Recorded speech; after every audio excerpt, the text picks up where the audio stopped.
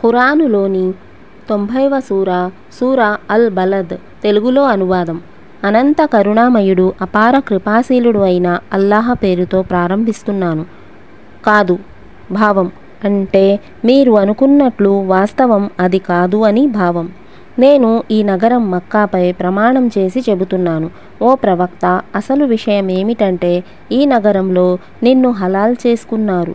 భావం అంటే జంతువులకు కూడా రక్షణ, ఆశ్రయం ఉన్నటువంటి నగరంలో మీపై దౌర్జన్యం చెయ్యటాన్ని ధర్మసమ్మతం హలాల్ చేసుకోవడం జరిగింది అని అర్థం.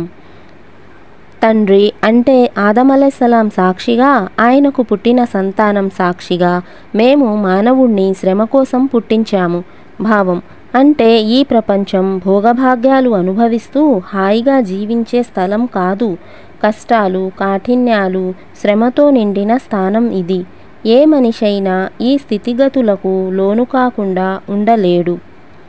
అతడు తననెవ్వరూ అదుపు చెయ్యలేరని అనుకుంటున్నాడా? నేను అపార ధనరాశుల్ని ఖర్చు పెట్టాను అని అంటాడతను. తనను ఎవరూ గమనించలేదని అతడు భావిస్తున్నాడా? భావం అంటే పైన దేవుడు అనేవాడొకడు ఉన్నాడని, ఆయన చూస్తున్నాడని, ఈ ధనాన్ని తాను ఏ మార్గాల ద్వారా సంపాదించాడో, ఏ పనుల్లో దాన్ని ఖర్చు పెట్టాడో ఆయనకు తెలుసనే విషయం గర్వాన్ని ప్రదర్శించేవాడికి తెలియదా? మేము అతనికి 2 కళ్ళు, 1 నాలుక, 2 పెదవులు ప్రసాదించలేదా? భావం అర్థం ఏమిటంటే మేము అతనికి బుద్ధి జ్ఞానాలు పొందే మార్గాలను ప్రసాదించలేదా అని. ఇంకా స్పష్టమైన 2 మంచి చెడుల మార్గాలను అతనికి చూపాము. కానీ అతడు కష్టతరమైన కనుమ దాటిపోవటానికి సాహసించలేదు. కష్టతరమైన ఆ కనుమ అంటే ఏమిటో మీకు తెలుసా?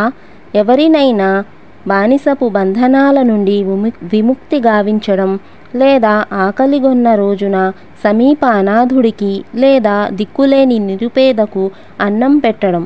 అంతేకాదు, వీటితో పాటు విశ్వసించి సహనం, సానుభూతుల్ని గురించి ఒకరికొకరు బోధించుకునే వారిలో కూడా మనిషి చేరిపోవాలి. వీరే కుడిపక్షం వారు.